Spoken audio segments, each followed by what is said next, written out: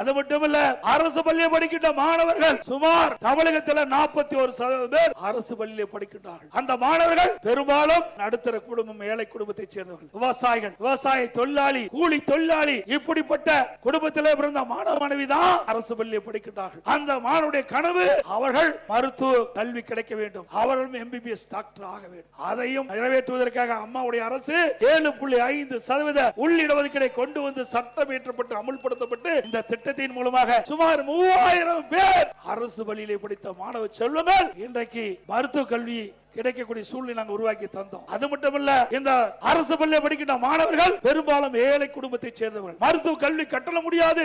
இந்த இடஒதுக்கீட்டிலே அவர்கள் தேர்வு செய்யப்பட்டாலும் அவர்கள் அந்த மருத்துவ கல்வி பயில முடியாத சூழ்நிலை. அது எங்களுக்கு தெரிந்தவுடன் அனைத்து இந்திய அண்ணா திராவிட முன்னேற்ற கழக அரசு இந்த திட்டத்தின் மூலமாக தேர்வு செய்யப்பட்டவர்களுக்கு முழு மருத்துவ கல்வி கட்டணம் செலுத்தும். அதையும் நிறைவேற்றி கொடுத்தோம். இதெல்லாம் அதிமுக ஆட்சியுடைய சாதனை.